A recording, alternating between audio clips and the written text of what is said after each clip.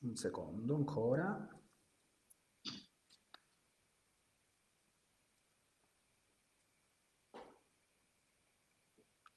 Ecco, siamo già in diretta, Giovanni. Ok, buenos días a todos. Os doy la bienvenida a esta segunda cita con nuestro ciclo de conferencias dedicado a Dante en el año de los 700 años de la muerte del sumo poeta. Después de la conferencia que tuvo lugar el 22 de marzo con el profesor Valerio Capozzo, nos encontramos hoy con otro compañero, esta vez aquí desde España, el profesor Juan Varela Portas de Orduña, de la Universidad Complutense de Madrid, que en breve voy a apuntar. Primero, quiero agradecer a los comités de la Dante Alighieri de Granada y de Málaga por la colaboración que junto a la Universidad de Málaga también hemos pensado este año pues organizar esta serie de eventos dedicados repito, a Dante Alighieri. Hoy es un día muy importante para la Dante Alighieri, acaba de presentarse una plataforma, yo diría casi planetaria, ¿no? Una plataforma de una enorme importancia para todos los 400 comités de la Dante Alighieri localizados en todo el mundo. Es un año importante, pero es un día también muy importante, sobre todo, repito, porque nos da la posibilidad de podernos acercar de forma directa, de forma clara, y además, bueno, inevitablemente de esta forma virtual, ¿no? Esperemos un día volver todos a la presencialidad, pero por lo menos de esta forma, pues nos da la posibilidad de poder alcanzar unos ámbitos y unos lugares que a lo mejor si lo hiciéramos en presencia sería realmente imposible. Así que doy la bienvenida también a todos los amigos que nos siguen este directo desde otros países, además que desde España.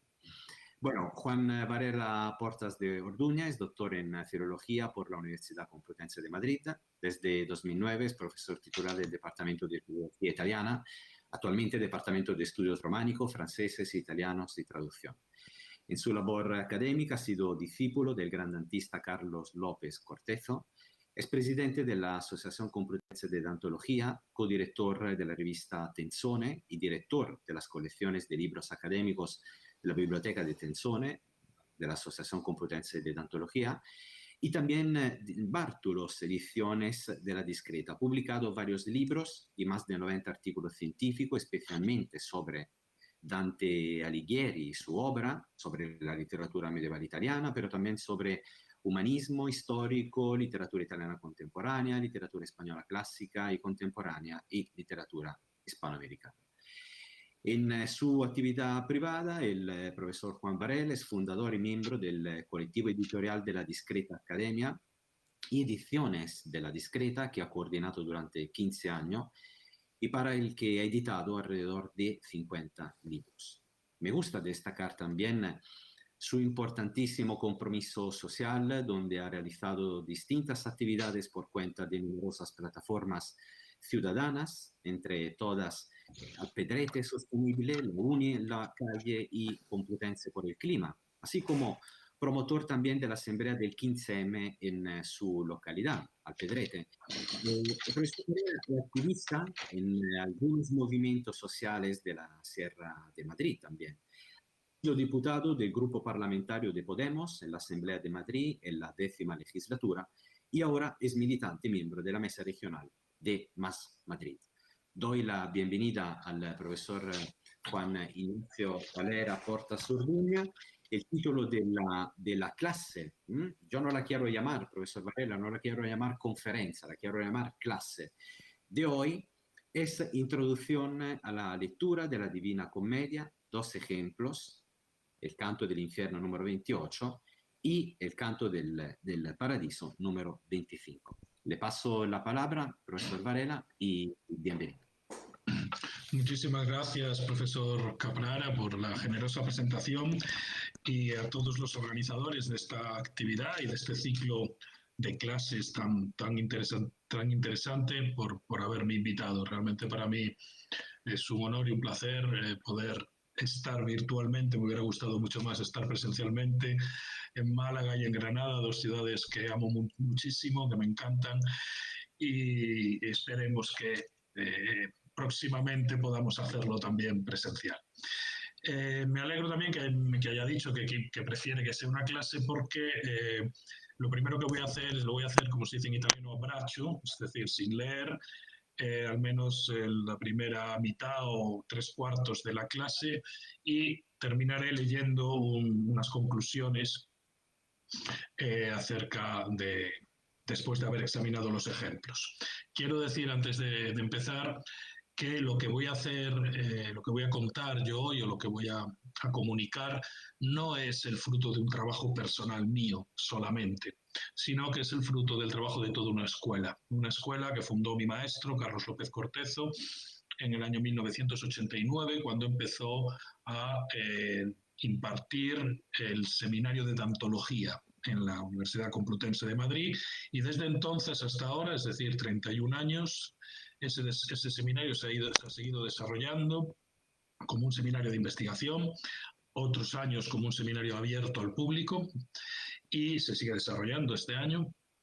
Y en ese seminario, y luego a partir del seminario surgió la Asociación Complutense de Dantología, la revista Tenzone, etcétera. A partir de ese seminario se crea, lo inventa, lo crea mi maestro Carlos López Cortezo, y lo desarrollamos sus discípulos, que son ya de segunda generación, es decir, nosotros y discípulos nuestros jóvenes,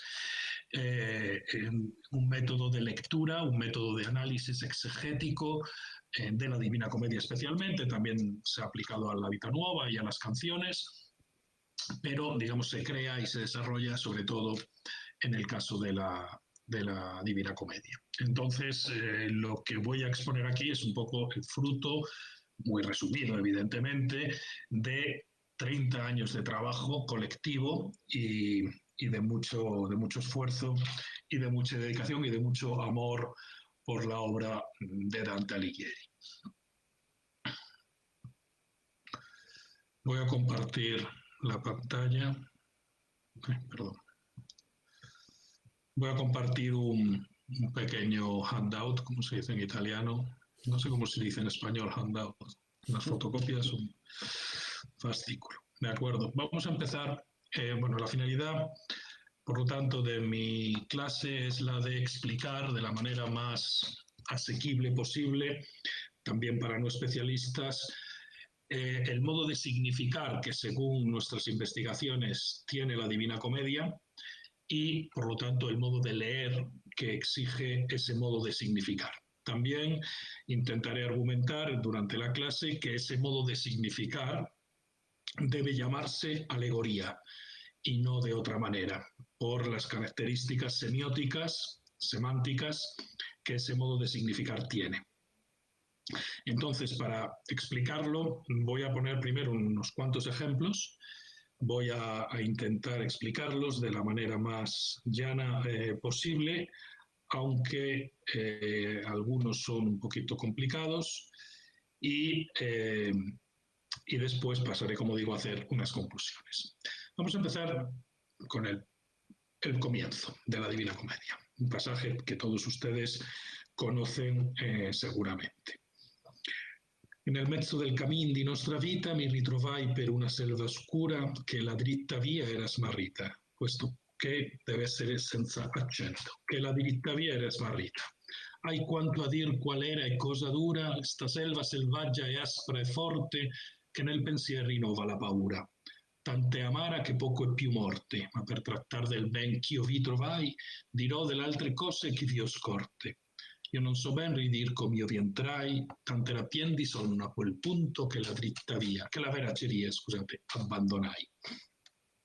La traducción en este caso es mía. Todas las demás traducciones son de Rafael Lepinto, de la edición comentada de la Divina Comedia, que acaba de salir en su primer volumen, El infierno, salió la semana pasada, una obra que hemos trabajado 3 miembros de la Societat Catalana de Estudis Dantescos y 3 miembros de la Asociación Complutense de Dantología, un trabajo en equipo de más de 5 años y que ahora da sus frutos en una edición realmente espectacular y que yo les recomiendo, si acaso luego comparto el enlace donde tienen ya la noticia de la edición.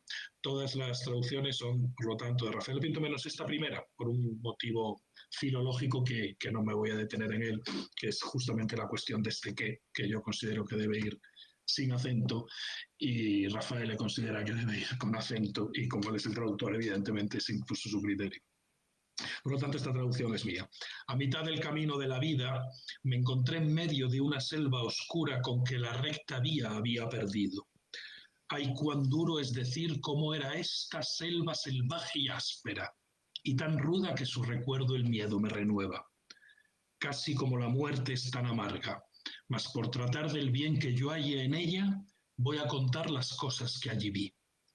No sé decir muy bien cómo entré allí, pues tan lleno de sueño me encontraba que el camino veraz abandoné. Ahora, cuando un intelecto lector para el que está pensado el texto, es decir, imaginemos a alguien que lo puede estar leyendo en 1312, 13, 15, es decir, alguien que no sabe realmente qué es lo que se va a encontrar. Se enfrenta a estos primeros versos, a los 3 primeros versos de la obra, tiene que hacer una operación semántica, semiótica y de decodificación muy compleja. Nosotros tenemos el problema, la limitación de que ya no somos capaces de ponernos delante de la Divina Comedia sin un montón de informaciones, de comentarios y de noticias que tenemos.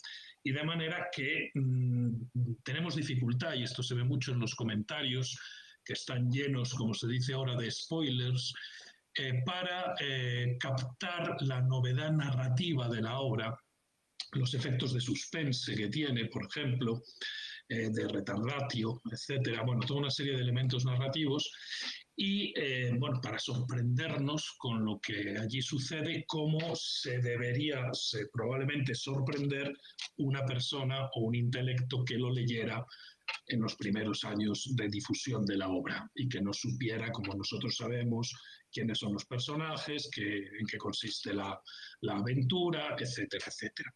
Ese tipo de lectura inocente, que como digo ya no es posible, pero para la cual el texto estaba diseñado, desde mi punto de vista, exige en la primera tercina, en el primer terceto, una operación semántica compleja. El lector o el intelecto lector empieza leyendo en el mezzo del camín di nostra vita y automáticamente, sin darse cuenta, descodifica esa expresión como lo que hoy llamamos una metáfora, ¿no? Nuestra vida es como un camino y yo me encuentro en medio de ese camino, ¿de acuerdo? En medio de la vida que es un camino. Es decir, esa palabra camino, no produce una imagen en la imaginación, simplemente es como un adjetivo que dota de una serie de características semánticas, de semas, a el concepto vida, ¿de acuerdo? Que hacen que la vida la concibamos como un recorrido que tiene un comienzo, un desarrollo y un final, y solamente esas características, ¿de acuerdo? Entonces, entiende que eso es lo que hoy llamamos una metáfora y sigue leyendo. Dice, me encontré en medio de una selva oscura. Entonces ahí la persona que lee, probablemente atraído por el primer verso, puede también entender que esa selva oscura es una metáfora, es decir, que se refiere a una situación de oscuridad, de confusión, de falta de visión. Pero es posible, aunque aquí hay una ambigüedad clara, es posible que no refleje, que no imprima en su imaginación la imagen de una selva, sino que lo entienda como la palabra camino del verso primero, como una metáfora. Y lo mismo sucede con la diritta via. La diritta via. No queda exactamente claro si esa diritta via es también una metáfora que habla del camino de la rectitud moral, que lleva a algún fin y que alude a una situación de pérdida psicológica, de pérdida moral o ética, pero no a una situación concreta, material o imaginaria en la que se encuentra el personaje que dice yo. Y entonces, por eso, justamente por eso, en el verso cuarto interviene el narrador con una expresión fortísima que tiene dos finalidades fundamentales. Dice, ¡ay! ¿Cuán duro es decir cómo era? ¿Cuán duro es decir cómo era esta selva, cómo era esta selva salvaje y áspera? Es decir, lo primero que nos dice el narrador es, esta selva era, existió, ha sucedido, y por lo tanto el lector da una instrucción al intelecto lector que le dice, y por lo tanto lector, usted debe hacerse en la imaginación una imagen de esa selva. Debe imprimir, sellar, como diría un medieval, en su imaginación la imagen de esa selva. Y pasa a describir la selva. ¿De acuerdo? Es áspera, es fuerte, es salvaje y es más amarga que la muerte, etc. Y esta es la primera instrucción que nos da. Por lo tanto, lo que nos dice es que esa selva, si luego tiene valores añadidos, son posteriores a la primera operación semántica o semiótica que el lector tiene que hacer, que es sellar un referente, que se dice en lingüística, un referente de esa expresión verbal, selva oscura, dritta via, en su imaginación. Y por lo tanto tiene que crear en su imaginación la imagen de un personaje que al improviso, sin que se explique por qué todavía, se encuentra en una selva oscura y ha perdido el camino. Dentro de la selva ha perdido el camino que llevaba, como es bastante lógico y natural, dentro de una selva oscura, y se encuentra perdido dentro de esa selva. Solo a partir de esa primera operación, es decir, de esa operación que implica los sentidos por los que recibimos las palabras y la imaginación en la que sellamos las imágenes, podemos luego hacer una segunda operación, y es pensar que esa situación de un personaje que está en la selva oscura y que ha perdido el camino puede tener otros significados, ¿de acuerdo? Pero siempre a posteriori de la primera operación, que es sellar en nuestra imaginación, impresionar, imprimir en nuestra imaginación la imagen precisa de una selva oscura, de una persona que pierde el camino dentro de esa selva oscura. Además de ello, ese segundo terceto hace otra operación complicadísima, y es la de presentarnos al personaje que desde el presente narra la historia que le ha sucedido en el pasado, que en el pensamiento renueva el miedo se renueva, es decir, que desde el presente recuerda lo que le sucedió, lo revive, porque vuelve a sentir esa sensación de miedo que sintió cuando estaba en la selva oscura, y que se pone a escribirlo, ¿no? Fijaos la presencia en negrita del io, del yo, ch'io vi trovai, ch'io vi scorte, com'io vi entrai, esa presencia fuerte del yo, y este io non so ben ridir, que es otro yo, es el yo que habla desde el presente, que es el mismo yo ontológicamente, es el personaje que ha ido y ha vuelto, pero es un yo que está haciendo dos funciones distintas. El primero es lo que se llama el personaje, el segundo es lo que se llama el narrador, o el narrador comentarista, ¿de acuerdo? Sobre este aspecto no me voy a detener tanto, porque lo que me interesa sobre todo es el primer aspecto, cómo el primer paso que el texto, el propio texto, más allá de que efectivamente Dante lo dice teóricamente en el Convivio y en la Epístola 13, a Can Grande de la Scala, más allá de eso, el propio texto, desde el primer momento, nos da instrucciones precisas para que hagamos esa operación semántica o esa operación semiótica de doble grado, esa doble operación semántica. Para que entendan bien la diferencia, he puesto el texto 2 aquí, que es de Purgatorio 10.1.6. Poi fummo dentro al soio della porta che il mal amor dell'anima disusa, scusate, perché fa parer dritta la via torta. suonando sentì se richiusa e si io avesse gli occhi volti ad essa, ¿cuál fuera stata al fallo degna scusa? Pasado de la puerta ya el umbral que del alma aborrece el mal amor, porque la vía torcida hace ver recta, por el sonido oí que se cerraba. Si me hubiera girado hacia ella, ¿qué excusa a tal error hubiera habido? Bien, fíjense que aquí, en realidad, cuando en el verso tercero de este canto dice perché fa parer dritta la vía torta, porque la vía torcida hace ver recta, la operación semántica es distinta de la dritta vía del verso tercero del canto primero del infierno. Aquí no se nos pide que nos hagamos una imagen de la vía en la imaginación. Aquí, simple y llanamente, estamos delante de una metáfora que está hablando efectivamente de la recta vía y de la vía torcida desde el punto de vista ético o moral.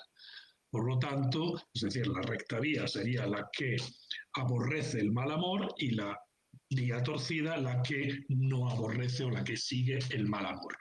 Por lo tanto, aquí no está hablando de una vía, de un camino realmente extralingüísticamente existente, lo que se llama, como digo, en lingüística, un referente al que el sintagma hace mención, sino que simplemente está hablando metafóricamente de la rectitud moral o del extravío moral. ¿De acuerdo? Espero que se vea bien a través del contraste del sintagma dritta via en el verso 3 del canto primero del infierno y en el verso 10 del purgatorio, que se vea bien la diferencia entre los dos modos de significar. El modo de significar que crea un referente en la imaginación del lector y el modo de significar que no crea un referente. A este segundo modo le llamamos metáfora. El primer modo, ahora lo veremos, le vamos a llamar alegoría, justamente por este doble paso. Y lo primero que nos vamos a encontrar, por lo tanto, es que la alegoría andante no es una metáfora continuada como la retórica de Quintiliano había establecido en la antigüedad clásica, sino que es una operación semántica completamente distinta a la de la metáfora. La alegoría dantesca y en general la alegoría medieval, no solo dantesca. Ahora bien, por lo tanto, lo primero que tenemos que hacer cuando leemos la Divina Comedia es estar muy atento a las imágenes que el texto produce. Yo siempre digo que la Divina Comedia es evidentemente un texto verbal, brillantísimo, espectacular, lleno de efectos de sonido absolutamente impresionantes y de una belleza rítmica que toca mucho el interior de la persona, pero además de ser un lenguaje, un texto verbal, es un texto icónico. El texto verbal produce un segundo texto, si queremos llamarlo así, que es un texto icónico. Y son las imágenes que se van reproduciendo. Esta es la razón, desde mi punto de vista, que ha hecho que la Divina Comedia, desde los primeros manuscritos y hasta nuestros días, haya producido infinidad de ilustraciones.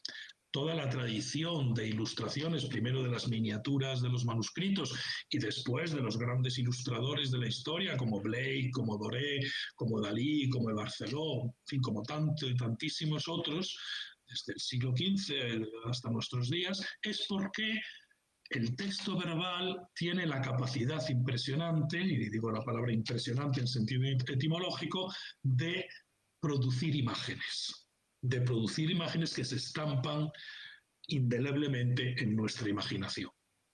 Entonces, lo primero que tenemos que hacer, que tiene que hacer el lector o el intelecto lector, es estar muy atento a esa producción de imágenes que el texto verbal hace.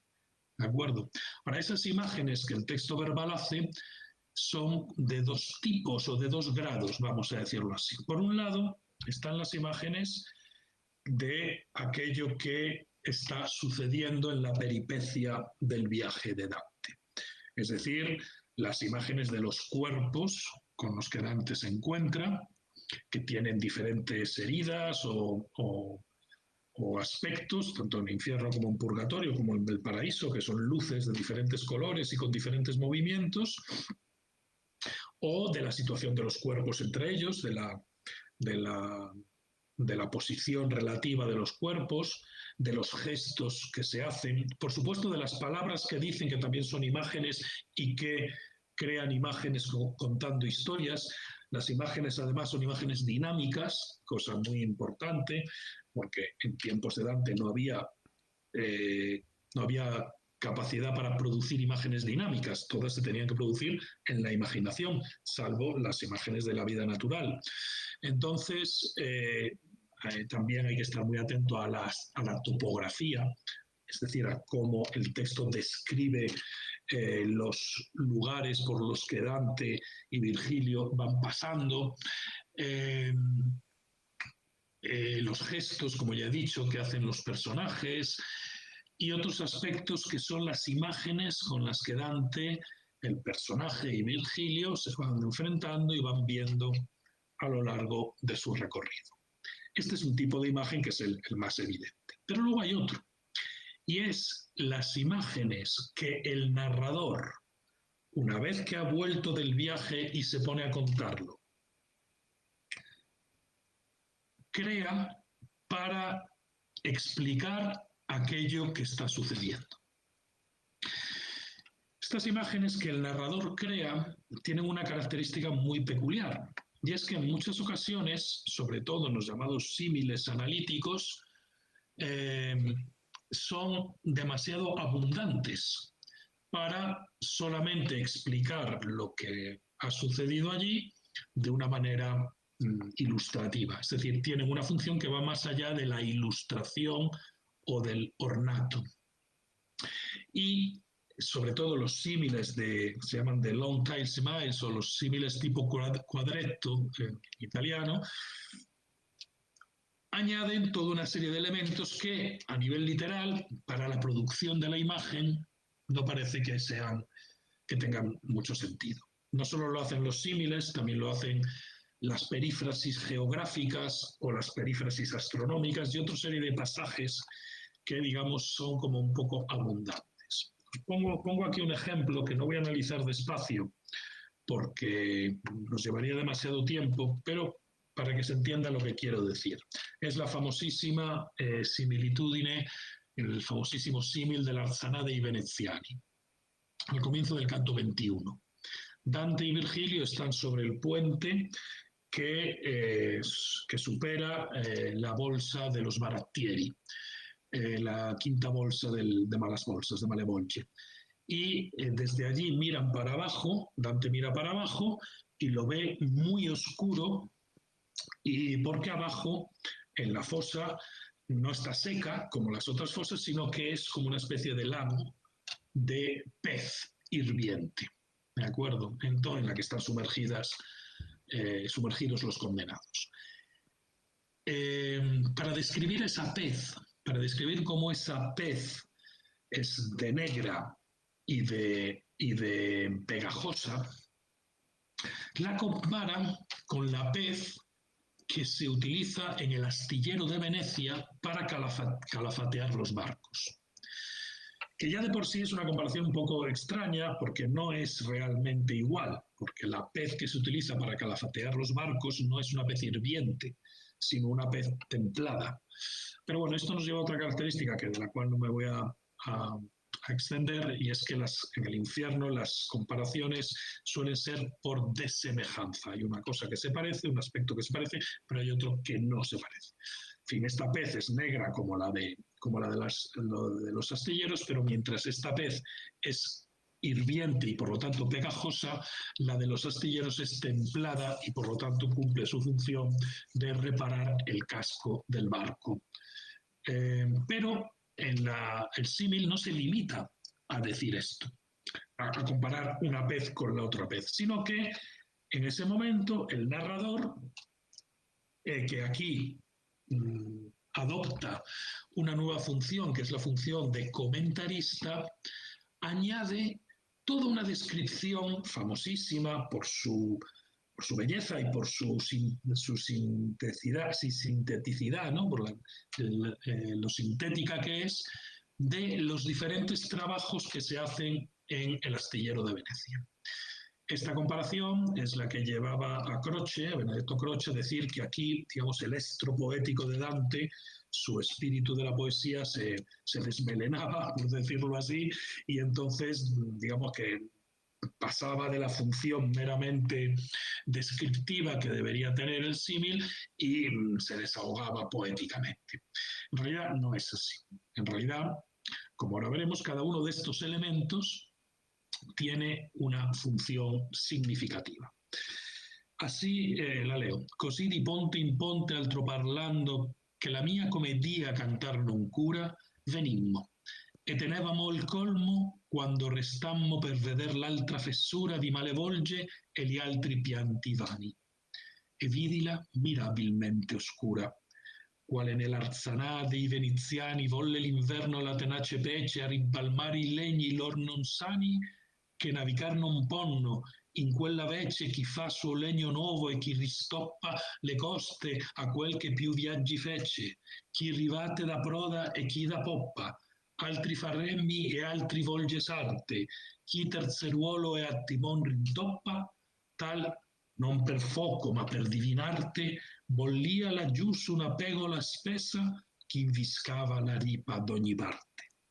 Así de un puente a otro, hablando cosas de las que mi comedia no se ocupa, llegamos. Y en el punto culminante paramos a mirar de malas bolsas la otra hondura y sus lamentos vanos. Pero la vía asombrosamente oscura. Como en los astilleros de Venecia hierve en invierno resistente pez con que calafatean las rotas naves y como no se puede navegar, unos un nuevo barco se construyen, otros del viejo taponan los flancos, quién remacha la proa y quién la popa, quién hace remos, quién teje maromas, quién remiende el trinquete o el artimón. Así, por divino arte y no por fuego, bullía abajo un alquitrán espeso que impregnaba la bolsa por doquier.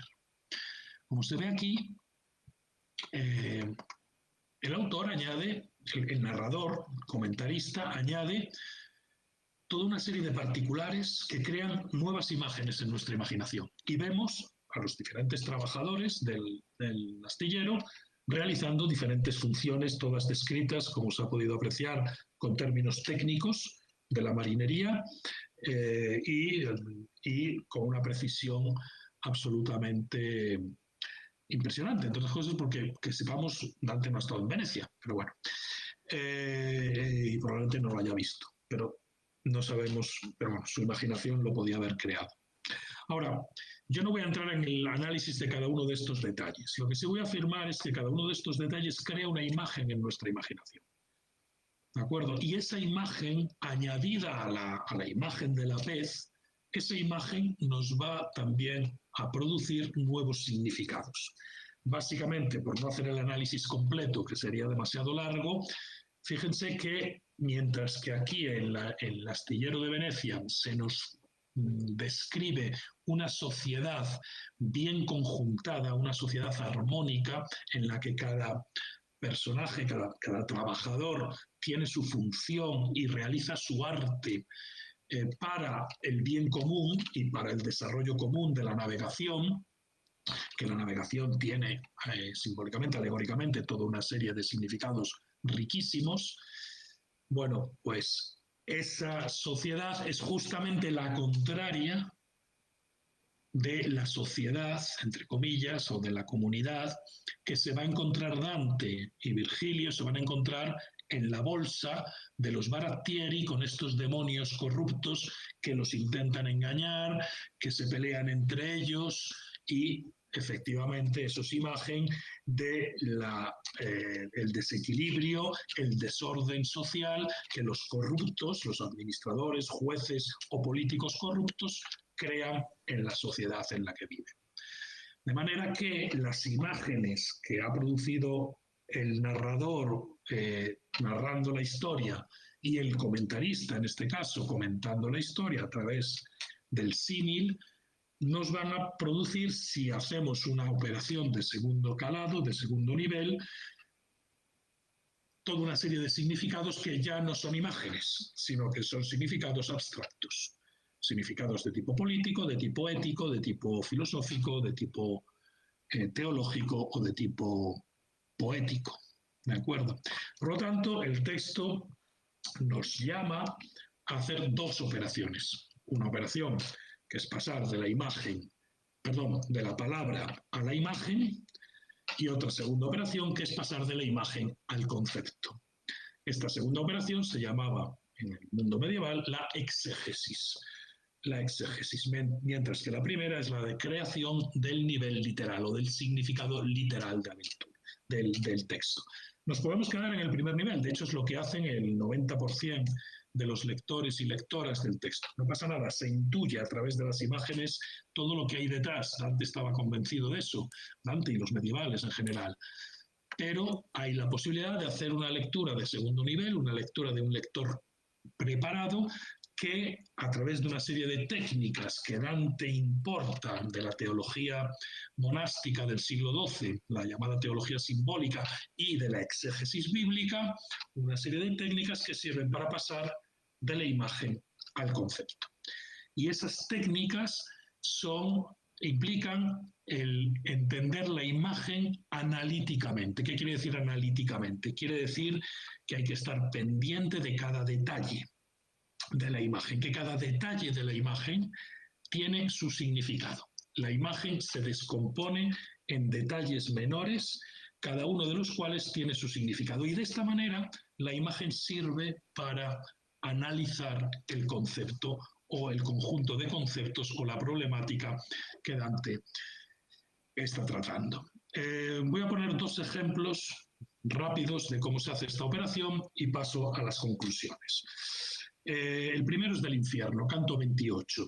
Es cuando Dante y Virgilio se encuentran con Mahoma. Están en la bolsa, en la penúltima bolsa de Malevolge, con los sembradores de discordia, o técnicamente dicho, los sembradores de escándalo y de cisma. Se encuentra con Mahoma, que lleva una herida. Todos estos pecadores de esta bolsa están lacerados por una herida brutal que les hace un diablo cuando pasan delante de él con una espada, y están caminando por debajo del puente en el que están Dante y Virgilio, que los miran hacia abajo. Y entonces, el primero que pasa es un personaje que viene abierto desde la barbilla hasta los órganos genitales, de hecho hasta el ano, para ser precisos, como ahora veréis, y que lleva colgando todas las vísceras fuera. Es un canto muy gore este, lleva el estómago, lleva los intestinos, lleva la corata, que es en los pulmones, y el corazón, lo lleva todo colgando por fuera, ¿de acuerdo? Este personaje entabla un diálogo con Dante. Primero le dice quiénes son los que están allí y cómo es la pena por la que están sometidos. Le pregunta a Dante qué hace allí, quién es, y luego le cuenta a Dante una historia. Le cuenta a Dante una historia muy rápida, más que una historia, le da unas instrucciones para que cuando vuelva a la tierra le diga a Fray Dolcino, a un hereje, a un cismático, una serie de cosas. No voy a entrar en eso porque no me interesa. Lo que me interesa es que cuando dice este discurso, el texto se para y dice una cosa muy rara, muy rara. Dice, este discurso de Mahoma lo hizo teniendo un pie delante y otro atrás a mitad de un paso, como parándose, como si fueran los dibujos animados, ¿no? Mahoma da un paso, posa el pie de delante, el talón del pie de delante, empieza a levantar el talón del pie de atrás, y en ese instante, ¿no?, en el que está a mitad de un paso, suelta su discurso y luego sigue caminando. Un gesto muy raro, muy artificial, porque Dante nos cuenta, porque el texto nos cuenta esta imagen, ¿no? Este tipo de cosas que a nivel literal, este tipo de imágenes que a nivel literal resultan extrañas, son creadas por el texto para aludir a un significado abstracto. Lo leemos rapidísimamente. Già veggia per mezz'ul perdere o lulla, com'io vidi un così non si pertuggia, rotto dal mento in fin dove si trulla. Tra le gambe pendevan le minuggia, la corata pareva il tristo sacco che merda fa di quel che si tranguggia. Mentre che tutto in lui veder m'attacco, guardommi e con le man s'apperse il petto dicendo: «Or vedi com'io mi dilacco, vedi com'è storpiato è Maometto». Dinanzi a mi se'n va piangendo Alì, fesso nel volto dal mento al ciuffetto. Luego viene todo el discurso que os decía y termina diciendo: «Poiché l'un pie per gir se ne sospese, Maometto mi disse sta parola, indi a partir sin terra lo distese. Barril sin duelas media y lateral, como uno que yo vi no se desfonda desde el mentón a donde se ve roto. El mondongo colgaba entre las piernas, se veían las vísceras y el saco sucio que vuelve mierda lo engullido». Después de suspender un pie al marcharse, me dirigió Mahoma estas palabras. Luego se fue, poniéndolo en el suelo. Fijaos, bueno, el lenguaje, que es un lenguaje bajo, ¿no? Quel che si tranguggia, in fin dove si trulla, son palabras malsonantes prácticamente. Además son versos rotos, como las heridas que llevan los condenados, versos llenos de hipérbatos, versos llenos de desequilibrios acentuales, pero no voy a entrar en todo eso. Voy a entrar en la imagen del paso suspendido de Mahoma.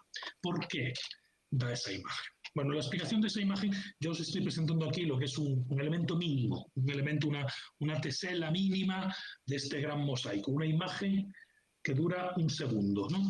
Que dura un segundo. Bueno, lo primero que sirve la imagen es una cuestión literal. Nos indica que el discurso que hace Mahoma es muy atropellado, es muy rápido, porque efectivamente se tiene que hacer en el espacio que dura un paso. Aunque te quedes así un poco detenido, no puedes estar mucho tiempo y es, por lo tanto, un discurso precipitado. Es una de las características que todos los tratados indicaban del escándalo, que se hacía por medio de palabras o de gestos atropellados, precipitados, desordenados, confusos. El escándalo, como ahora veréis, quiere decir inducir a los demás al pecado, hacer cosas o decir cosas que lleven a los demás a pecar, que lleven a los demás a la discordia civil.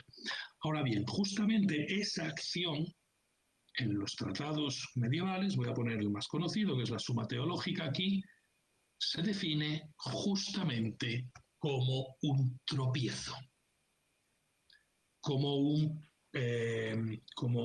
un paso que se detiene. Lo voy a leer en español, pero tenéis abajo el latín, que es importante en este caso. Según expone allí mismo San Jerónimo, lo que en griego se llama escándalo lo podemos traducir por tropiezo, ruina o lesión del pie. Offensionem vel ruinam et impactionem pedis possumus dicere, o dicere. ¿De acuerdo? Es decir, el propio significado de la palabra escándalo significa tropiezo, ruina o lesión del pie. Sucede, en efecto, que en el camino material se pone a veces un obstáculo y quien tropieza en él corre el riesgo de caer. Ese obstáculo se llama escándalo. Acontece igualmente en la vida espiritual que las palabras y acciones de otro inducen a ruina espiritual en cuanto que con su amonestación, solicitación o ejemplo arrastran al pecado. Fijaos que lo que hace aquí Tomás de Aquino, que es una operación mental tipiquísima de la Edad Media y también hoy en día la seguimos haciendo, es la de significar un movimiento moral, en este caso, y político, como es el escándalo, con un movimiento físico. ¿De acuerdo? Con un movimiento físico. Es una operación que seguimos haciéndola en la lengua habitual con metáforas. Entonces, ese paralelismo entre el movimiento físico, la imagen del movimiento físico y el significado abstracto, ético y moral es lo que utiliza Dante, el autor, para construir la imagen de Mahoma, que dice su discurso en medio de un paso como el que se tropieza, como el que encuentra un obstáculo en su camino, como signo explícito de que lo que está haciendo Mahoma en ese momento con su discurso es un hecho de escándalo. Es decir, es un escándalo en acción. Es decir, está tratando de crear la discordia, etcétera, en la tierra cuando Dante cuente su historia. Por lo tanto, fíjense cómo Dante, el autor, traduce en una imagen muy precisa y muy espectacular, que llama mucho la atención, un concepto abstracto que es un concepto y por lo tanto no es una imagen. ¿De acuerdo? Nosotros como lectores tenemos que hacer el camino contrario, pasar de esa imagen, del tropiezo de esa imagen, a el tropiezo moral, al tropiezo ético que supone el escándalo, que supone el pecado que aquí se está penando. Voy a poner otro ejemplo un poquito más complicado, pero muy bonito también, que es en el canto 25 del Paraíso. En el canto 25 del Paraíso, Dante se encuentra con, bueno, él es el cielo de las estrellas fijas, en el que Dante hace su examen sobre la fe, la esperanza y la caridad delante de los tres apóstoles que representan a estas virtudes teologales. San Pedro, que representa la fe, Santiago, que representa la esperanza, y San Juan, que representa la caridad. Y entonces, en el canto 25 es cuando estos tres apóstoles y estas tres virtudes, por lo tanto, se encuentran. Primero aparece San Pedro, luego aparece Santiago y finalmente aparece San Juan, el representante de la caridad.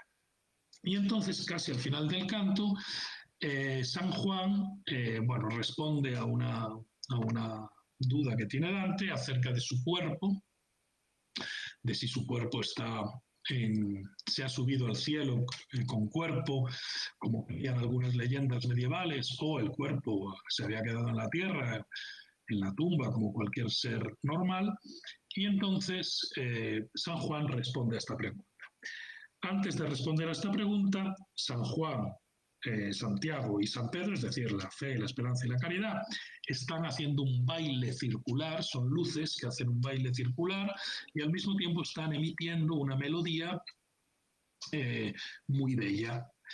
Y en el momento en que San Juan empieza a hablar, esta melodía y este baile se para de manera instantánea. ¿De acuerdo? Entonces, para describir este hecho instantáneo por el cual las tres luces y las tres voces se paran automáticamente en el momento en el que San Juan empieza a hablar, Dante utiliza esta comparación que tienen ustedes delante. Perdónenme un momento. Aquí. A questa voce l'infiammato giro si quietò con esso il dolce mischio che si facea nel suon del trino spiro. Sì come per cessar fatica o rischio li remi pria nell'acqua ripercossi tutti si posano al sonar d'un fischio. A esta voz el círculo de fuego paró y junto con él la dulce mezcla que producía el son del triple soplo, igual que por cesar trabajo o riesgo, los remos que en el agua golpeaban, todos se paran de un silbido al son.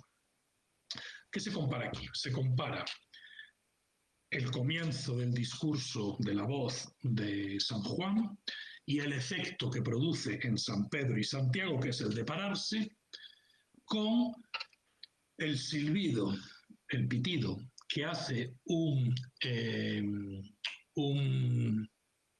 no me sale la palabra, un timonel, no me salía la palabra, un timonel, cuando pita para que los remadores dejen de remar y la barca se pare. De manera que San Juan es el timonel, San Pedro, es decir, San Juan la caridad es el timonel, San Pedro y Santiago, la fe y la esperanza, son los remadores, los remeros, ¿de acuerdo? Que ante la palabra de San Juan se paran inmediatamente.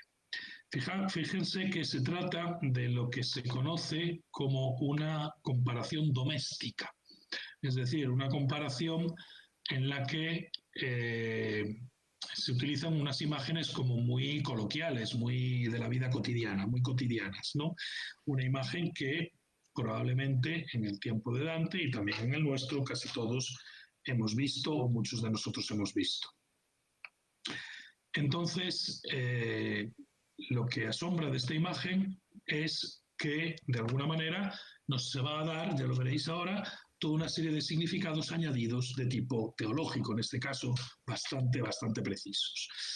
Voy a leeros, a ver si lo encuentro, perdonadme un momento, dame medio segundo.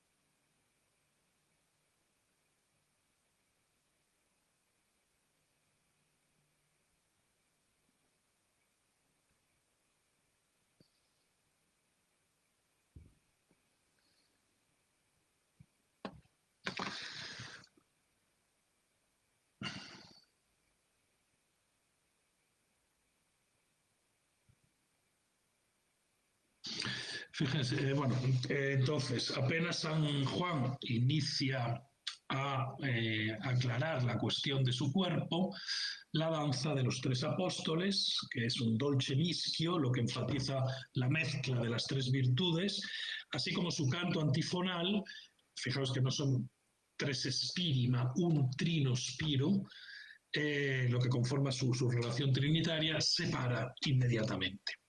Y eso se compara, como acabo de explicar, con la pausa de los remeros de una barca apenas escuchan el silbato, el pitido del timonel. Hay un comento de Benvenuto que es muy simpático, que ilustra la fuerza imperativa que ese silbido, que ese pitido del timonel tenía, es decir, ese pitido, esa voz de San Giovanni Caritas tenía en los remeros. Nec est rex vel dux immundo, quitam cito pareatur a suis, sicut tali patrono paretur a navigantibus. No hay rey o duque o guía en el mundo que tan rápidamente sea obedecido por sus súbditos como ese patrón por los navegantes. ¿De acuerdo? Es decir, el acto que hace la caridad, San Juan, se obedece de una manera inmediata, de una manera absolutamente automática por parte de la fe y de la esperanza, por parte de San Pedro y Santiago. De este modo, identificando el efecto inmediato de la voz de San Juan Caridad sobre San Pedro Fe y Santiago Esperanza con el efecto inmediato de la orden de un timonel sobre los remeros, la semejanza, el símil, representa, analiza y hace bello, que estas son las tres funciones, el hecho técnico de que la caridad es la virtud que imperat. Este es el término técnico sobre las otras virtudes dirigiéndolas al fin. Lo tienen en el texto siguiente, en el texto 7. Un acto puede derivarse de la caridad de dos maneras. Primera, como emanado de ella misma.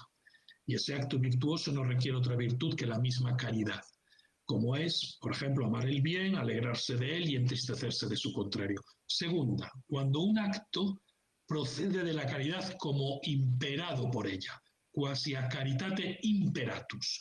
Y en este sentido, puesto que la caridad impera sobre todas las virtudes dirigiéndolas a su fin, un acto que procede de la caridad puede pertenecer también a otra virtud especial. Es decir, la caridad ordena al resto de las virtudes, y por lo tanto, evidentemente, a la fe y a la esperanza, hacia dónde tienen que dirigirse. Nada realmente que pueda hacer el ser humano, según su concepción, es una virtud si no está movido, si no está imperado, ordenado por la caridad. Sin la caridad no hay nada bueno que pueda hacer el ser humano. La caridad quiere decir el amor al prójimo, el amor a los demás y el amor al universo. El paralelismo es perfecto, realmente perfecto, porque fijaros que no solamente es que el timonel mande, impere sobre los remadores en un modo inmediato, sino que además el símil implica otra cosa. Fíjense que implica que el único que ve la dirección hacia la que va la barca es el timonel, mientras que los remeros están de espaldas. Los remeros están de espaldas y no ven hacia dónde se dirige la barca. El que ve hacia dónde se dirige la barca y por lo tanto la dirige hacia su fin es San Juan la caridad. Bueno, esta es la función exacta que tenía la caridad. No le voy a leer los pasajes porque me estoy yendo de tiempo, pero es la función exacta que tenía la caridad con respecto a la fe y la esperanza. La fe y la esperanza son ciegas, decían ellos, es decir, no ven el fin, no ven a Dios. Con la fe puedes tener un atisbo intelectual, tienes un atisbo intelectual de lo que es Dios, de lo que es la verdad. Con la esperanza del bien que se desea, del bien que quieres alcanzar, del bien absoluto. Pero lo que realmente hace ver cuál es esa verdad, cuál es ese bien, es la caridad. Esto se dice técnicamente que la caridad da forma a la fe y a la esperanza. Forma final, dicho de otra manera, en lenguaje actual, que es la caridad la que ve el fin hacia el que se tiene que dirigir la esperanza y la fe. Esto que estoy explicando y que a ustedes puede parecerles muy complicado, Dante consigue traducirlo en una imagen, la imagen del timonel que da una orden al remador fe y al remador esperanza, y estos se paran, y que además es el timonel el que los dirige hacia su finalidad. Realmente estos conceptos que yo estoy aquí explicando son complicados para nosotros, pero para una persona medianamente formada del tiempo de Dante no eran tan complicados, ¿de acuerdo? Es, digamos, algo así como de segundo o tercero de carrera, no más. Estos conceptos que estoy utilizando. Un tercer concepto va implicado en la imagen, y es que los que mueven la barca son la fe y la esperanza, que son los remadores, los que la empujan.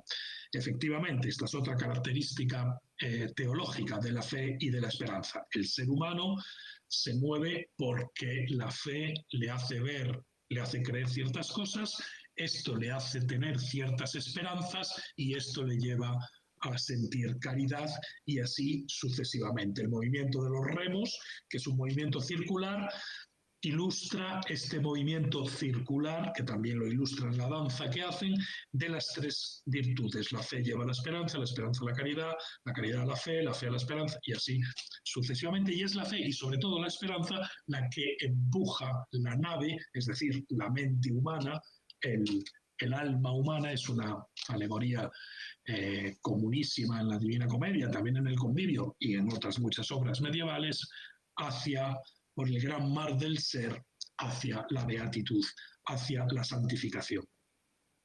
Un último elemento para que vean que cada detalle importa. El texto precisa que lo hace para percesar fatica o rischio.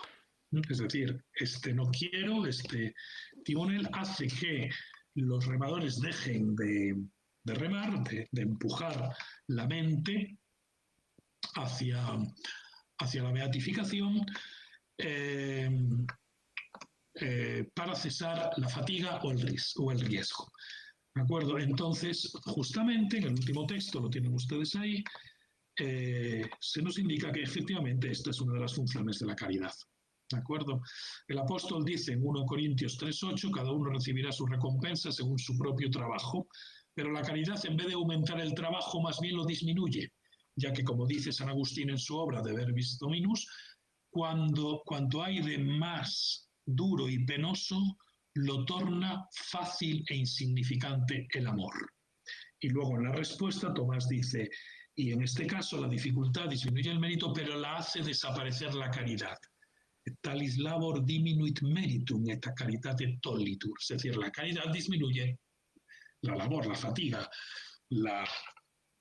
el cansancio que produce el camino de la virtud, el camino hacia la santificación. Y también la caridad elimina el riesgo del pecado, porque la fe y la esperanza sin la caridad nos pueden caer en el pecado, como Dante ya había aprendido en cielos anteriores.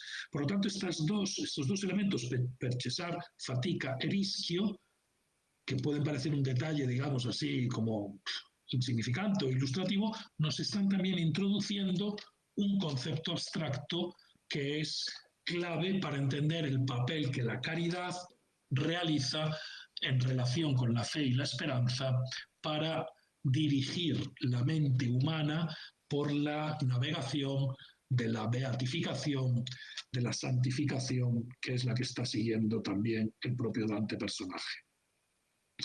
Bueno, he intentado mostrarles en estos ejemplos cómo funciona el texto a nivel muy microscópico, es decir, con una serie de ejemplos muy puntuales, muy precisos. Evidentemente, cuando se quiere hacer la exégesis, lo que yo he intentado hacer ahora muy rápidamente es lo que se llama una exégesis. No es una interpretación, es una exégesis. Es decir, es un elemento racional, como ahora veremos, un proceso racional. He intentado explicarles unos pasajes mínimos. Me voy a leer ahora 2 o 3 páginas para concluir. Son las 1:10, yo creo que en 10 minutos puedo estar concluyendo. Resumo, por lo tanto, todo lo que he explicado e intentado explicar hasta ahora. El texto conlleva 2 procesos semióticos diferentes, pero complementarios e interrelacionados. El primero lleva del texto verbal a las imágenes y constituye el sentido literal del texto, las significata per litteram de la epístola 13 o las cosas significate del convivio. Este proceso, como indica Dante en el convivio, es el primero y es propedéutico al siguiente, y se tiene que realizar con mucha atención, reconstruyendo con mucho rigor las imágenes producidas por el texto, pues así las ha construido conscientemente el autor, quien además en el texto verbal da indicios sobre los rasgos de la imagen que sirven para hacer la transferencia al significado alegórico. El segundo proceso lleva de las imágenes a los conceptos abstractos, por medio de una exégesis analógica y racional de los elementos significantes de la imagen. Estos elementos, rasgos distintivos de la imagen, llevan a los rasgos distintivos de los conceptos filosóficos, teológicos, políticos, poéticos, etcétera, que el autor quiere transmitir, que han sido analizados previamente por él. Esta unión entre rasgos distintivos sensibles de la imagen y rasgos distintivos abstractos del contenido hace que la imagen alegórica no sea un elemento de representación, sino un elemento de análisis y comprensión. La imagen no representa o sustituye o envía al concepto, sino que lo analiza, lo desmenuza, establece conexiones, etc., convirtiéndose en un excelente instrumento de conocimiento. La alegoría dantesca, por tanto, se construye a partir de referentes, en el sentido técnico de la lingüística, una realidad extralingüística a la que remite un signo, creados en la imaginación, pertenecientes tanto al mundo histórico como al mundo fantástico, y no es, por tanto, una metáfora continuada.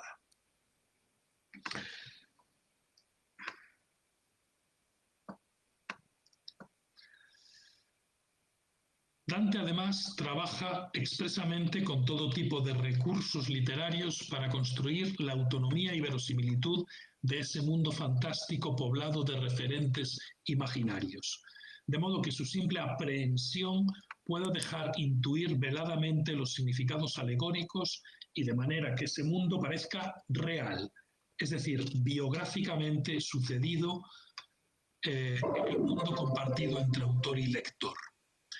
Esta verosimilitud es necesaria para justificar literariamente el uso de la alegoría de teólogos, es decir, para producir literariamente el efecto de que estamos ante una alegoría generada directamente por Dios en los hechos, in factis, que se narran.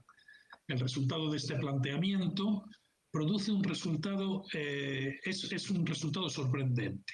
El texto dantesco es más alegórico cuanto más realista es.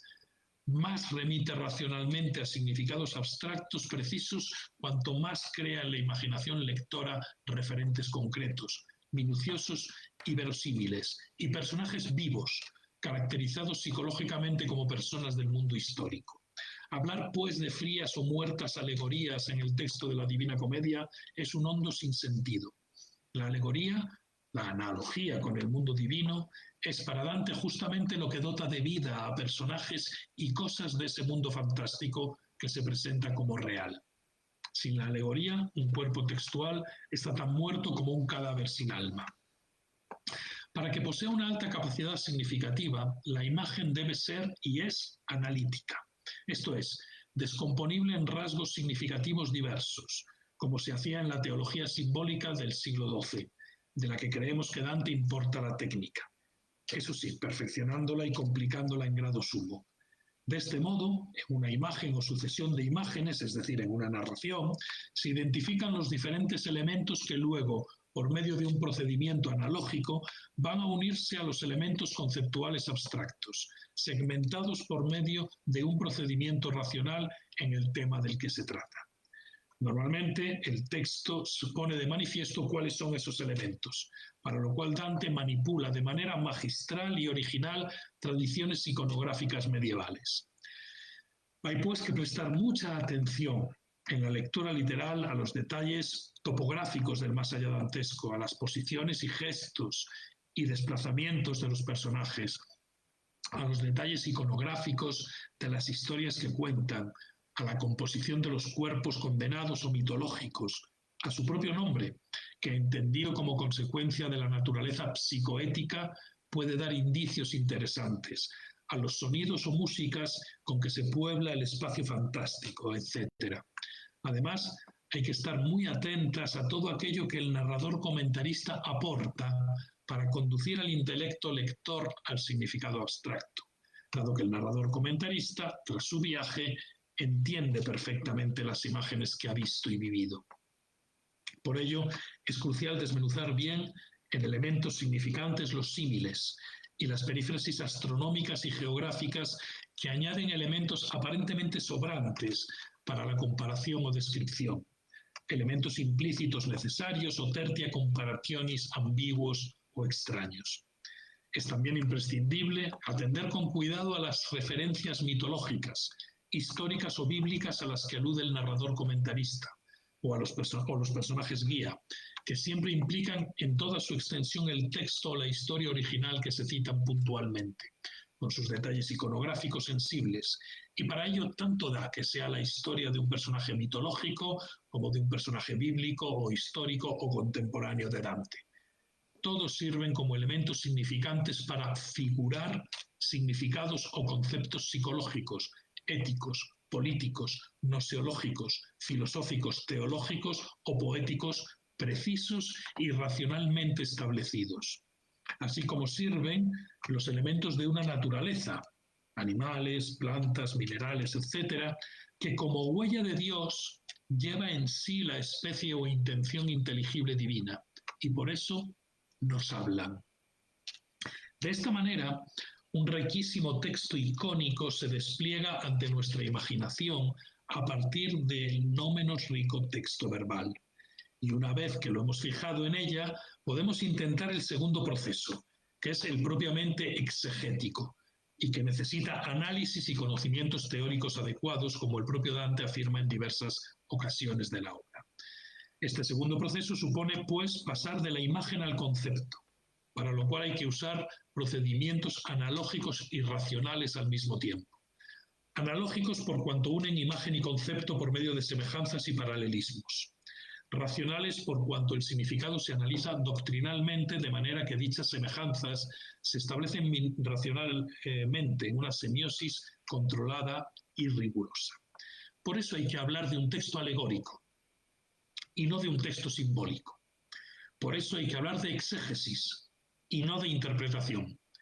Esta puede ser posterior, como actualización o análisis históricos o como meditación personal, al establecimiento, a la reconstrucción del texto alegórico, que es objetivo, producido conscientemente por el autor y no por la subjetividad del lector.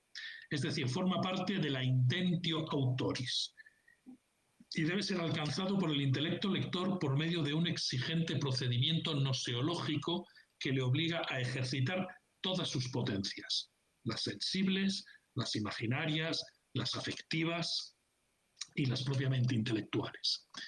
Se trata de un procedimiento, pues, racional y no intuitivo, segmentado y secuenciado y no libre, susceptible de error, pero no de opinión, un procedimiento que salva la distancia, la radical alteridad entre imagen sensible, material y concepto abstracto, inmaterial, entre cuerpo y alma, entre mundo terrenal y cielo divino.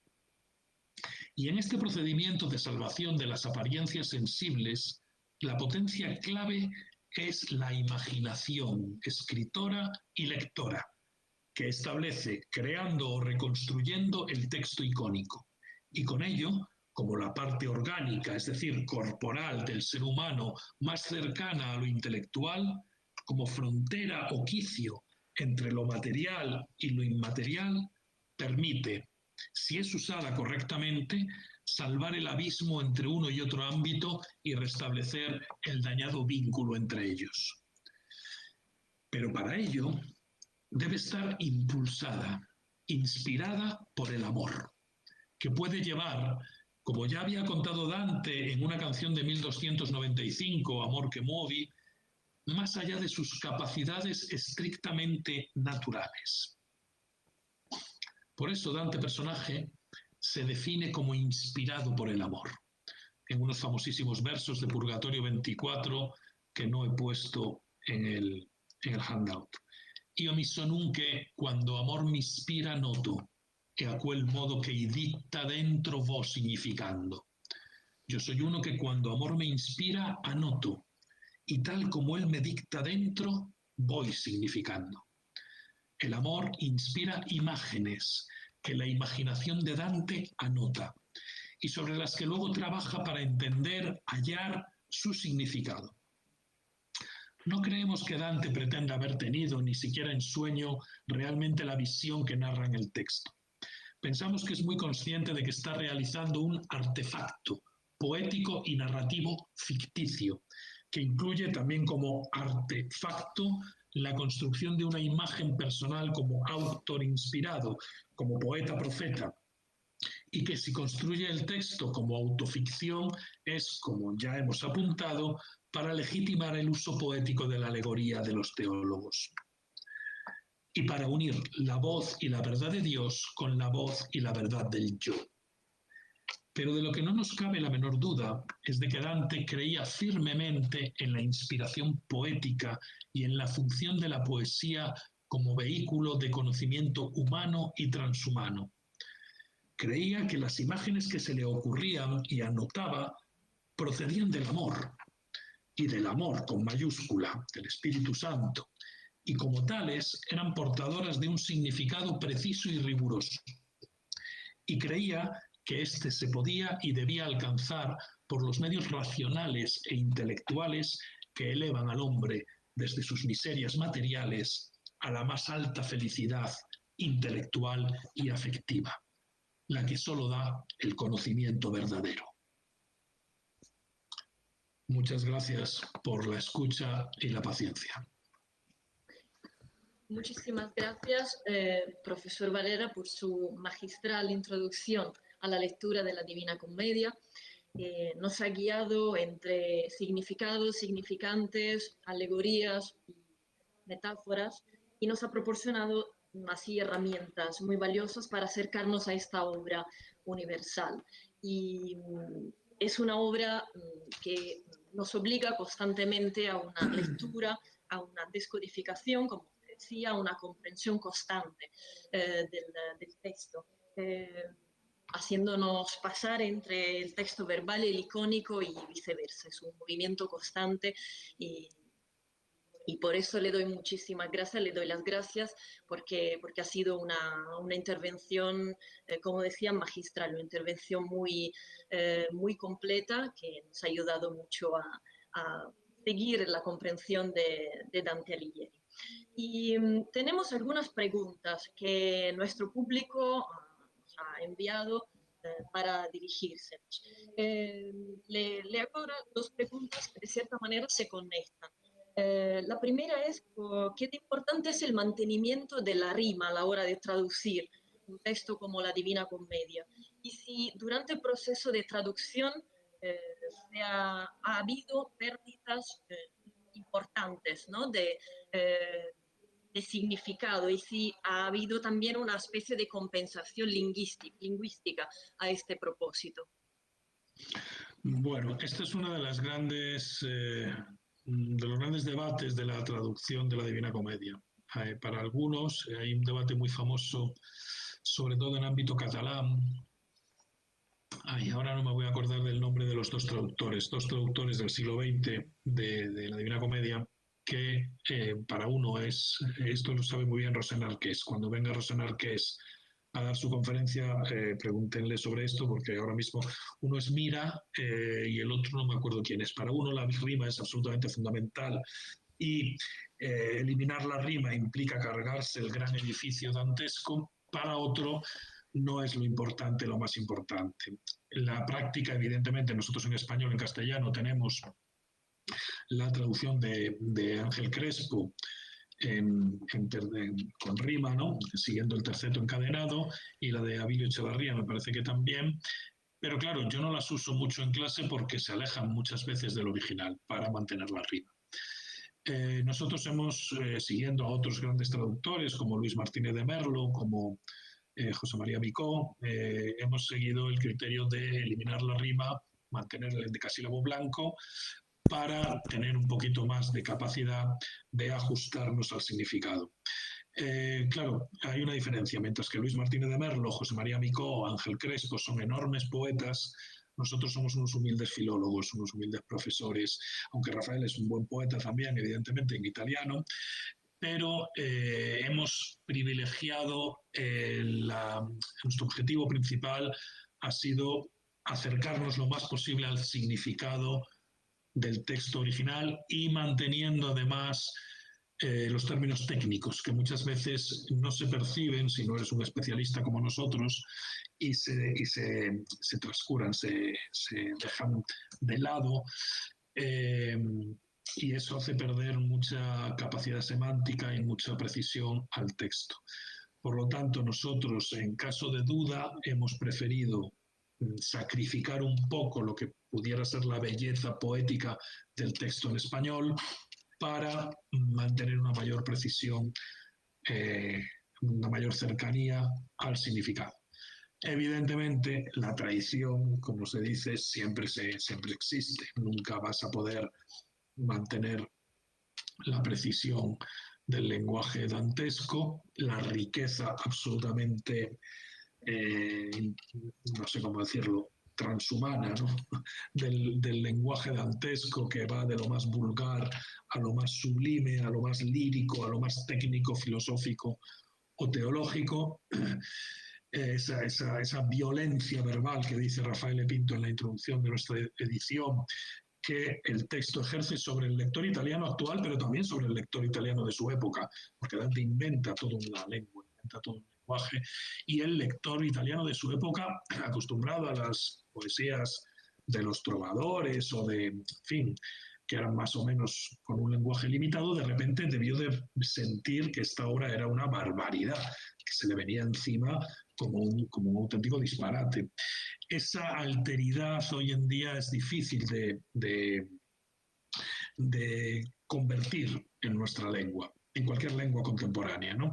Y nosotros lo hemos intentado, un poco mantener ese componente de violencia, de exceso, de vanguardia, vamos a decirlo así, verbal, que tiene la Divina Comedia. Esos han sido los dos objetivos básicos de nuestra traducción. Muchísimas gracias. Y otro lector de nuestro público ha notado que en el primer verso de la Divina Comedia, en el mezzo del cammin di nostra vita, este nostra no está en la traducción que usted ha presentado. ¿Hay alguna razón en concreto por la que...? No está en casi ninguna traducción por una cuestión de metro, porque el nuestra nos y por qué en español la vida puede ser también la vida en general, ¿no? Que el componente nostra vita, o sea, el texto no dice en mezzo del camino de la mia vita, que es lo que referencialmente dice, ¿no? En mitad del camino de mi vida, es decir, Dante tiene 35 años, que para Dante esta era considerado la mitad de la vida. Pero no dice de mi vida, dice de nuestra vida, de la vida, como indicando que su historia va a ser la historia de la humanidad, vamos a decirlo así, o de la generalidad de los seres humanos. Entonces creemos que esta generalidad se puede también apreciar en la vida en el sentido general, ¿no? No una vida concreta, sino la vida en general. Casi todos los traductores lo han hecho así, ¿eh? Esto no es una solución original nuestra, Micó, Martínez de Merlo en general, han significado en nuestra vida con el la vida, que bueno, también da idea de un colectivo, de un nombre colectivo, ¿no? Muchas gracias. Y nos preguntan también el significado del término fortuna en el canto 28 del infierno. Entonces, desde el punto de vista lingüístico, el significado de este término. El canto 28, pero es algún pasaje que yo he utilizado. Hablando de las guerras del sur de Italia. Ah, vale, vale. Sí, bueno, la fortuna en Dante, el significado de la palabra fortuna en Dante lo explica Virgilio en el canto sexto del infierno. La fortuna no es, para Dante en este momento, no es una fuerza ciega y caprichosa, como por ejemplo si lo es para Brunetto Latini en el canto 15, sino que es, dice él, una ministra educe, una ministra y dirigente de Dios, es decir, casi la refleja, la pinta como si fuera una inteligencia angélica que mueve la vida de la tierra, que hace que los bienes materiales pasen de unas familias a otras y de unos individuos a otros, redistribuyendo la riqueza, por decirlo así, ¿no? Y por lo tanto forma parte del diseño universal, es una empleada, si se me permite la palabra, de la providencia divina. Entonces, al principio del canto 28, cuando describe todas estas guerras que son pues un resumen de todas las discordias civiles, sin embargo, estas guerras tienen dos bandos, todas ellas. Un bando que, por decirlo así, está a favor de la providencia divina y un bando que va en contra de la providencia divina. Los romanos frente a los cartagineses, los cristianos frente a los musulmanes, el imperio frente a la corona de los Anjou de Francia. Uno de ellos, digamos, tiene la razón divina de su parte, y por lo tanto la fortuna, y otros no la tienen. Lo que pasa es que esto puede suceder, que la fortuna en un determinado momento permita, no se sabe exactamente por qué, porque no podemos entrar en el designio divino y en la providencia divina, que, digamos, la parte mala de la historia venza, como sucede, por ejemplo, a los Anjou, que vencen a Manfredi y luego vencen a Corradino, ¿no? en esos símiles. La fortuna puede hacer eso, pero está siempre dentro del diseño divino que al final hará que los fines de Dios se cumplan. Por lo tanto, la fortuna no es esa fuerza ciega que será luego también, por ejemplo, en el caso de Maquiavelo y de los humanistas en general. Muchísimas gracias, profesor Varela. Otra pregunta que nos envían es si entonces la autoficción en Dante no es relevante. Sí, es muy relevante, muy, muy relevante. No me he metido en ese tema por no liarlo más, pero es muy relevante. Es decir, yo creo que hay que distinguir técnicamente entre Dante como narrador y Dante, o sea, la voz que narra del autor, que del autor realmente no sabemos muchísimas cosas, pero lo que sí sabemos es que no estuvo en el infierno, en el purgatorio, en el paraíso. Es decir, es una autoficción fantástica, claramente. Así como la Vita Nuova, podemos pensar que a lo mejor sí le sucedió eso, aunque no lo sabemos. Pero parece claro que lo de la Divina Comedia no es una experiencia vivida. Por lo tanto, hay que distinguir el personaje que dice yo del personaje que narra. Yo por eso no hablo de Dante personaje y Dante autor. No me gusta esa distinción tradicional, ¿no? Continiana. Yo hablo de Dante personaje, Dante narrador y Dante comentarista. ¿Por qué? Porque el Dante narrador y Dante comentarista es el propio personaje que vuelve del viaje. Ha hecho el viaje, vuelve del viaje y lo cuenta, lo recuerda y lo cuenta. Es lo que nos dice al principio, en los primeros versos, ¿no? Claro, vuelve del viaje transformado. Eso es verdad. No es exactamente la misma persona. Es un viaje iniciático. Ahora bien, es verdad que a lo largo de la narración hay muchísimos indicios que llevan a identificar ese personaje con un personaje histórico que había escrito una serie de canciones, Amor che muovi, Donne che avete intelletto d'amore, amor che no, scusate, voi che intendendo, Amor che nella mente mi ragiona, Donne che avete intelletto d'amore, que fue expulsado al exilio, que pues, toda una serie de personajes históricos que él ha conocido, es decir, una serie de elementos como que tienden cables de el mundo ficticio, del mundo fantástico que crea la novela, al mundo histórico. Es decir, yo siempre digo que es una obra de ciencia ficción, pero de ciencia ficción contemporánea, porque al mismo tiempo se desarrolla en la contemporaneidad. Pascua, Semana Santa de 1300. ¿Por qué se hace esto? Yo creo que la respuesta la dio Singleton, el gran dantista norteamericano estadounidense, allá por los años 40 o 50, cuando dijo que la Divina Comedia es una ficción que se finge verdadera. Es decir, el autor está muy preocupado en producir un efecto literario de verosimilitud. Yo a mis alumnos les suelo decir así un poco en broma, que es como cuando en las películas aparece un cartel al principio que pone basado en hechos reales. Entonces ya tú te crees que lo que cuenta de alguna manera es más real o tiene una conexión mayor con la realidad, aunque luego no sea así, porque no tiene por qué ser así, ¿no? Pero el hecho de que te ponga basado en hechos reales le da una mayor verosimilitud a lo que cuenta y un mayor contenido de verdad. Bueno, es algo parecido, mutatis mutandis, es decir, se crea el efecto de que eso es verosímil, ha sucedido, está dictado por la voz de Dios y por lo tanto tiene un contenido de verdad.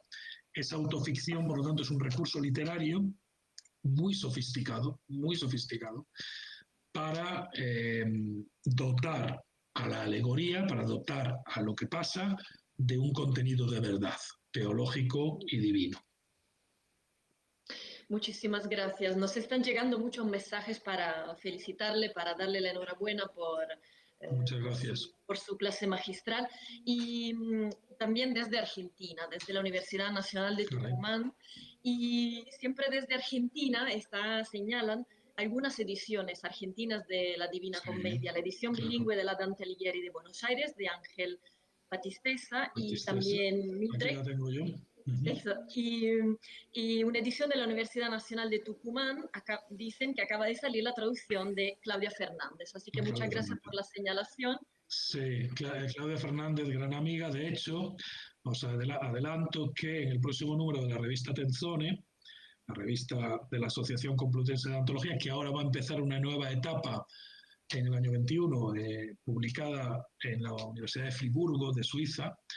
En ese número va a haber una conversación, una especie de entrevista face to face, como se dice, entre Rafael Pinto y Claudia Fernández, para comparar, para charlar entre ellos sobre las respectivas traducciones y los comentarios. Claudia Fernández es una estudiosa de Dante a la que yo admiro muchísimo. Ha publicado diferentes artículos en Tenzone, ahora va a salir un artículo suyo también en Cuadernos de Filología Italiana, la revista de nuestro departamento, y es, como se dice en italiano, es bravísima, es muy, muy buena dantista, conoce el texto maravillosamente y estoy seguro que su edición, aunque yo todavía no la tengo físicamente porque ha sido presentada hace 2 semanas o así, en la editorial Coliue, es realmente muy buena. Muchísimas gracias. No sé si hay más preguntas, si no, de momento no me están llegando más preguntas. No sé, Andrea, si... eh, Sí, no solo mucha gente, ¿no? Intervino para también felicitarle, profesor, su magnífica intervención. Y yo también quiero felicitarle, ¿no? Esta lección magistrales, ¿no? Sobre no la interpretación, sino la exegesis de Dante, ¿no? Y pues nada, le agradezco entonces mucho su intervención a nombre de la Sociedad Dante Alighieri de Granada y de Málaga. Y también quería recordarles a digamos, a nuestros oyentes que tenemos otra cita para el 5 de mayo de 2021, de este año, de Raffaele Pinto, de la Universidad de Barcelona, a las 12. Y el título de la conferencia del profesor Pinto será La Divina Commedia, la traducción como comprensión del texto. No sé, Giovanni, si querías añadir algo.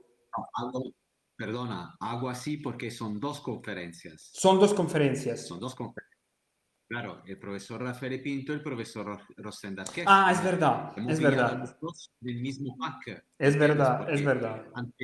ante la enormidad que tenemos delante de estos profesores que tenemos delante, compañeros de universidades españolas que nos han dado su contribución, evidentemente pues no podemos, ¿no? Que caiga, ¿no? Y que desperdiciamos, ¿no?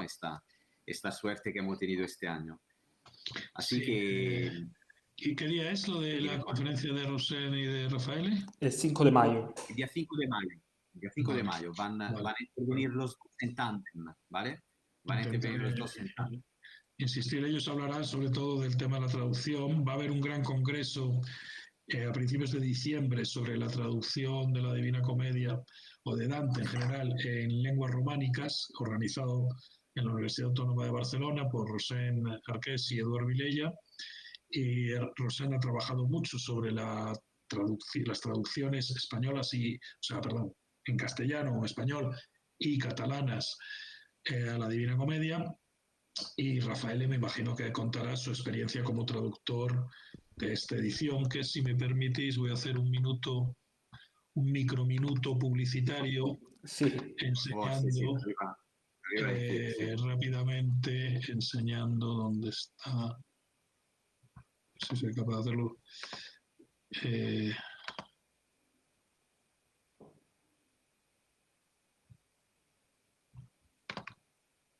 No sé cómo se hace para compartir otra pestaña de... Es que me deja Andrea, compartir otros... igual, donde hay el botón presentar ahora, debería de aparecerle la opción de compartir una pestaña en lugar de la No pantalla. me pone your entire screen a window, será esta window, pero...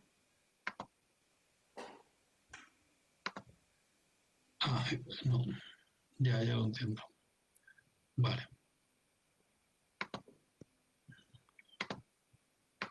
No me deja, no sé por qué. Puede enviárnosla por esa. Ah, sí, ahora sí. Ahora me la veis, ¿verdad? Sí. Vale, bueno, pues nada, simplemente que veáis aquí nuestra edición, que estamos muy contentos porque acaba de salir la semana pasada y ya se puede adquirir online en la editorial o en librerías. Es un libro de 800 y pico páginas, tiene una introducción de casi 300 páginas a toda la Divina Comedia, luego una traducción al infierno y a cada canto, con notas a los márgenes y edición bilingüe, texto a fronte, como se dice en italiano, Sí. con ilustraciones bellísimas de los mejores ilustradores, de Dalí, de miniaturistas medievales, de Botticelli. Bueno, es una edición pregiata y teniendo en cuenta las dimensiones del libro también, no es demasiado cara. Yo pensaba que iba a ser mucho más. Y luego El Purgatorio y El Paraíso saldrán en septiembre. Es la primera edición comentada en español o en España. En español se nos ha adelantado Claudia Fernández por unos días, pero aparte de la de Claudia y esta nuestra, no había una edición comentada de la Divina Comedia en español. Y claro, introducirse en el texto de Dante sin un commento, como dicen los italianos, es realmente imposible, es realmente imposible. Entonces había una laguna cultural ahí muy, muy fuerte en lenguas hispánicas, que ahora, gracias a este trabajo de Claudia y nuestro, por un lado, y por otro, estamos empezando a cubrir. Pues muchísimas gracias, profesor. Y es una edición bilingüe además, con lo cual, Sí. bueno, esto también cabe Un destacarlo. libro maravilloso también para regalar. Y el minuto publicitario Y lo tendremos para en regalar cuenta. se queda como un auténtico señor o señora con este regalo. Para el día 23, que es el día en el que se regalan libros, el San Jordi. Pues grazie mille, profesor Juan Ignacio Varela Portas de Orduña, Gracias, Rui. y esperemos vernos pronto, volver a vernos pronto. Muchísimas gracias a todos los asistentes y sobre todo a las dos Società Dante Alighieri y a la Universidad de Málaga por este acto tan bueno y por haberme hecho el honor de invitarme. Muchísimas gracias.